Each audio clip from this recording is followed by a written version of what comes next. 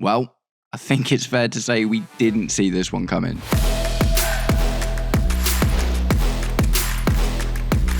Welcome, Blue Believers, to another episode of the Stamford Sink, where we are syncing up with everything Chelsea FC.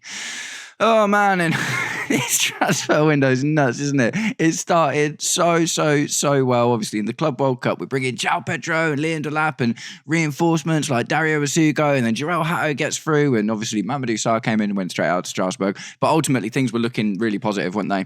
And then we won the Club World Cup, and everything is it's all absolutely fantastic. And since then, things have taken a bit of a darker turn.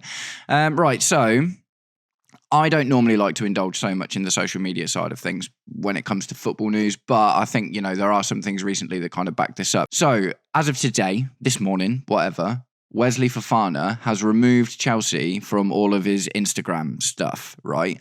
And I don't really like to, like I say, get into the social media stuff because I'm not a big social media user, but in this day and age with young players, and, we're seeing it with the likes of Xavi Simons and stuff already, aren't we? Xavi Simons took all the Leipzig stuff off of his, social media channels and ultimately has been really trying to force that move through to Chelsea. So does this mean, in a nutshell, that Wesley Fofana might be on his way out? But before we get properly into it, guys, if you are enjoying the content and would like to see more, please do me the distinct honour of liking and sharing the video, subscribe to the channel, or just roast me in the comments, whatever gets you through your day. As you can see, I'm not in the office today. I am away on a little retreat and a musical venture, but I'll be back in the office next week. But I've got to get this stuff out to you lovely guys. So here we are. Right, Wesley Fofana.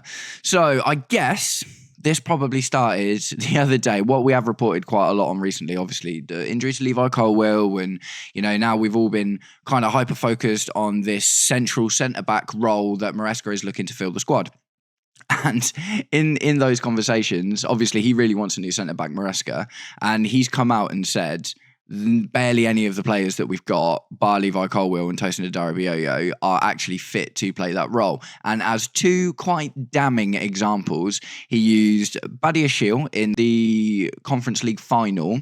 We were losing 1-0 and we ended up winning 4-1. So he kind of said, when we swapped out Badiashile for Colwill and that role was played by someone who, he really wanted to play that role, obviously it made a huge difference. And then the next one he said, well, actually, this was the first one. He said, Wesley Fofana played that half for 45 minutes and it was one of the worst halves we've had.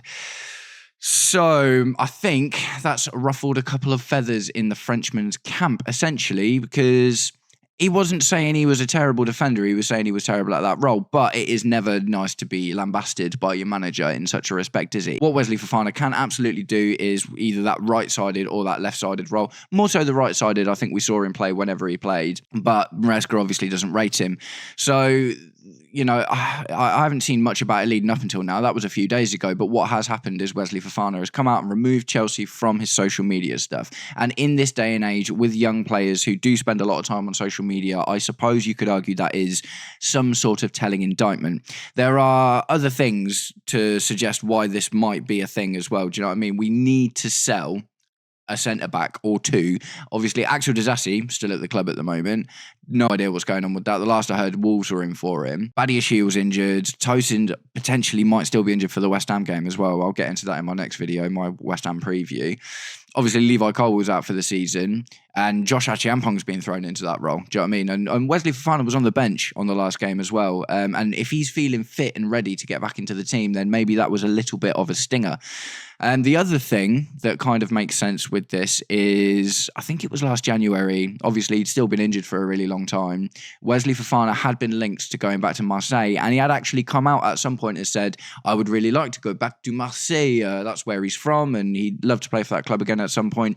There were talks about selling him to that club so he can just go and get some football because he was spending so long injured. And, obviously the issue with Wesley Fofana is to outlay like 78, 79 million. Like, we paid a lot of money for Wesley Fofana, man. Like a really, really huge amount of money. So you would have thought from Blue Coast perspective, they're not going to be super keen to just come out and sell him when you're just going to make a loss at that point, aren't you? Long term, you're going to make a loss. But in this situation we're in now, where we're kind of struggling to offload our other centre-backs because a lot of them are injured. We are trying really hard to sell Renato Vega, but I'll get into that a little bit later in the video. That's not happening yet either. And all of a sudden, a fit Wesley Fofana for 40, 50 mil if a club's willing to come in for him. For instance, Inter Milan keep looking like they're trying to come in for Trevor Chalobah because they've had a centre-back injury as well. You would think at the moment keeping Trevor Chalobah is, for the team, probably a better option than keeping Wesley Fofana. What I haven't seen yet is actually any links. I'm not 100%. This isn't like this person's in for Wesley Fofana. This is like a speculative accumulation of the news that he's removed his social media and removed Chelsea from his social media and trying to kind of figure out what that means, right? It's like if he was really happy in the team, why would he do that? It does make sense that he's maybe a little bit put off by the comments from the manager.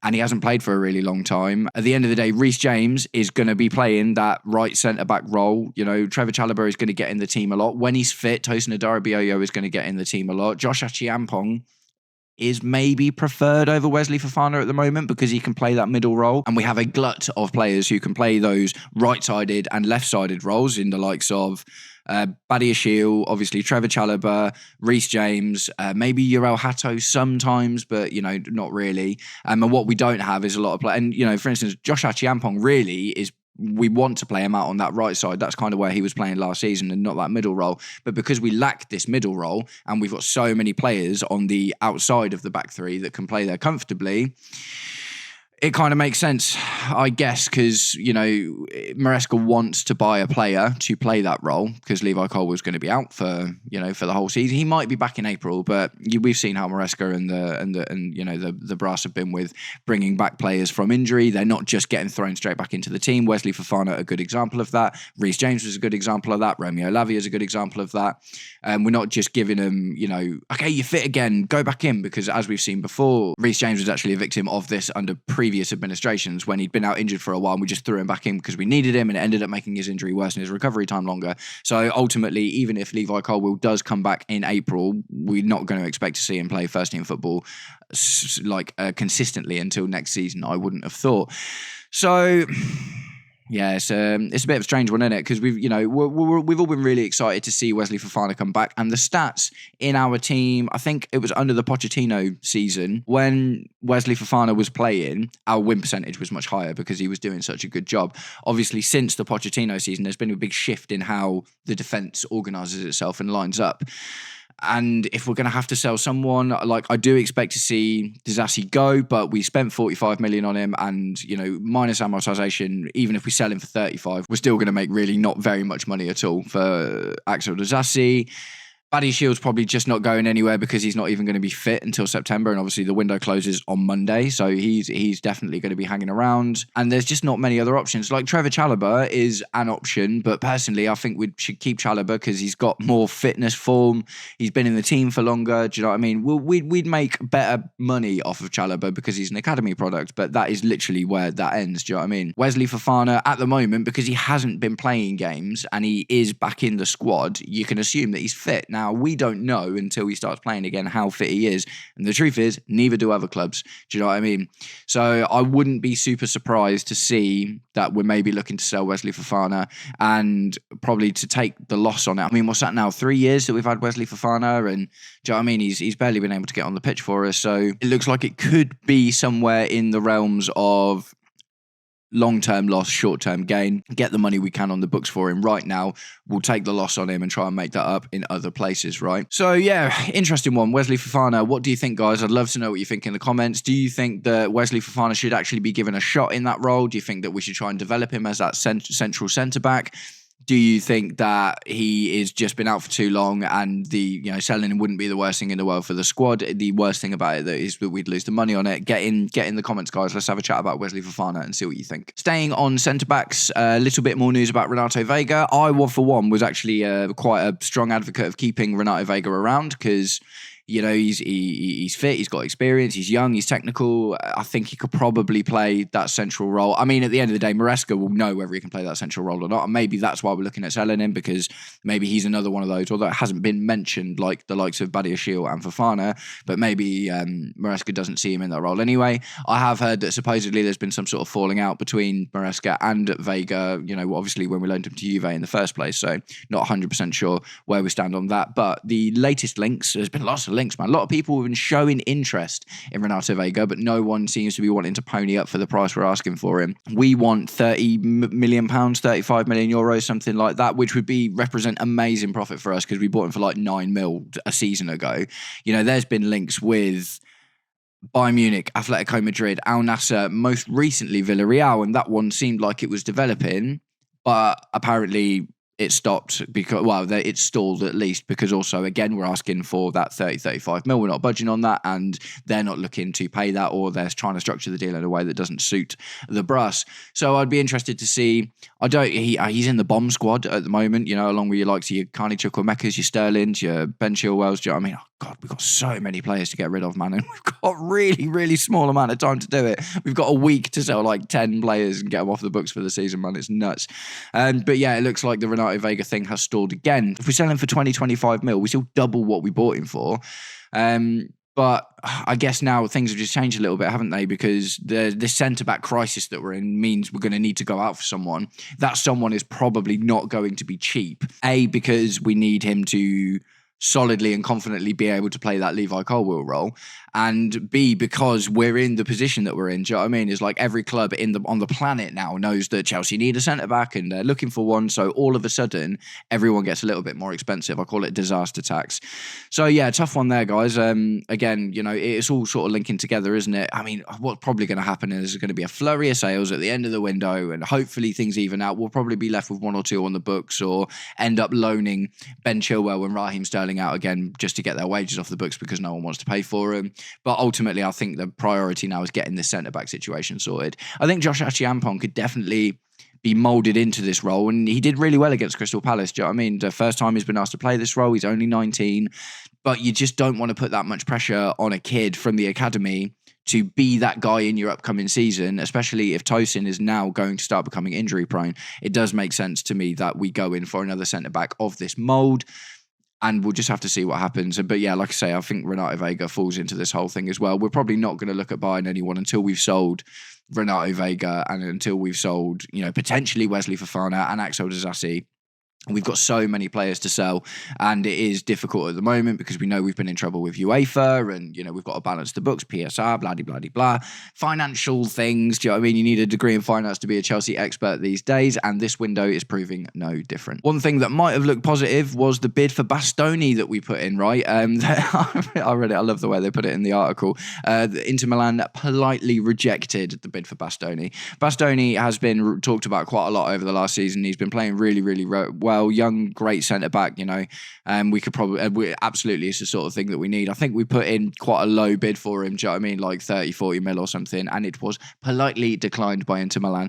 So we are looking, do you know what I mean? There's been talks about Hincapié and Scalvini, and I've actually seen Red Bull Leipzig have got a player called Castello Lucaba, who's one that I was turned on to by Mr. Chelsea, one of my subscribers, big up.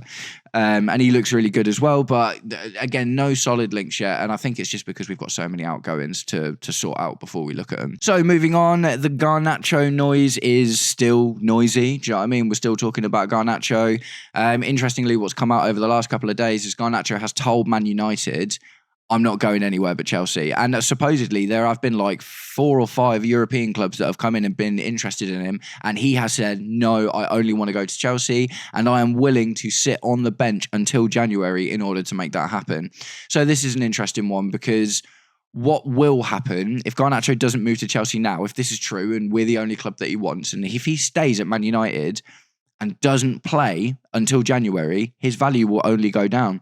So he's putting Man United in a bit of a sticky situation where he's saying, sell me now for the money that they're offering because I'm not going anywhere else, or I'll stay here for 6 months and you'll have to sell me in January, but they won't have to. I mean, Man United could be savage and just choose to completely ruin the kid's career. Do you know what I mean? And there seems to just be a massive standoff at the moment where Man United and Garnacho are both playing this like power game against each other, and Man United are like, no, we're not selling you for anything less than we want. Man United are essentially looking at the fact that we sold Madueke to Arsenal for like 50 mil plus and being like, you got better numbers than Madueke last season, therefore we want to sell you for the same price. Chelsea are like, no, we only want to sell him for 30 mil. And Man United have shot themselves in the foot a little bit because they have made it as evident as anyone that he's not in their plans and he's not going to get played at all.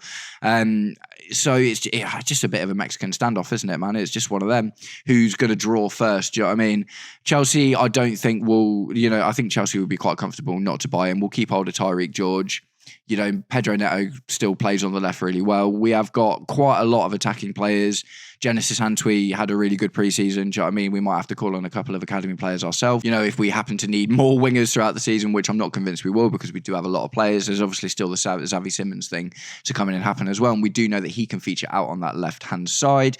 Also, I'm not going to go too much into this because we've talked about it a lot already, and I thought the rumours were dead, but there are actually more rumours about a Morgan Rogers and Nicholas Jackson Aston Villa swap deal, and Morgan Rogers spent a lot of time out on the left wing for Aston Villa as well. So as far as the Garnacho thing goes, it will go down to the wire at this point, unless Man United all of a sudden go, no, okay, do you know what? You win 30, 35 mil, whatever, go to Chelsea, we'll take the money and call it quits there. Or they could play this game of chicken that they're playing with each other. Garnacho is willing to sit on the bench until January, and that will, as I said, man, that will just drop his value even more than it already has. So we could be going in for Garnacho in January for like 15, 20 mil just because they'll be even more desperate to get him off their books. So we'll have to keep an eye on that one and see what happens. And finally, the Christopher Nkunku stuff, man. The Christopher Nkunku, Xavi Simons mix thing that we've got going on here. It is a bit of a mess, isn't it? So Bayern Munich not bothered about paying 35 mil plus for Christopher Nkunku. Either that or they just don't want to pay all of it now, which I find interesting because they need to replace Muzzalaya, do you know what I mean? And Christopher Nkunku will definitely do a job in that team. Obviously, he's really good in the German league as that's where he's done his best work so far. And now what we're talking about again is, well, the rumours are seeming to defer back to the idea that Nkunku goes back to Leipzig so we can facilitate the Xavi Simons deal. It does seem like we're not going to get Xavi Simons until this Christopher Nkunku thing is sorted out. And it's just a bit of a mess, isn't it, man? Like I say, it's just a bit of a shame for me that the start of the window went so well and we got who we wanted and, it all happened really quickly. But I did mention this a few times, man. I was like, we need to start selling people. We obviously went through that, really quick period where like Armando Broja and Ugochukwu all went out really quickly and it was like, oh, okay, cool, it's happening. But since then, there has been a bit of a massive slowdown in outgoing news. And I think, again, it's just one of those, isn't it? Like we're doing with Man United, people know that Chelsea need to sell. The power all of a sudden isn't all in our hands. Do you know what I mean? We are getting so close to the end of the window now and we've still got so many players to get off of the books. It's absolutely nuts. Clubs are going to take advantage of that because if we're left after Monday with all of these players on the books, mate, no, that's not going to go well, is it? That's not going to go well. So, guys, I'm going to wrap it up there, but I would love to know what you think. Get in the comments and talk to me about what you think about Wesley Fofana removing Chelsea from his Instagram. Do you think that means something, or is it just a misnomer and it doesn't really matter?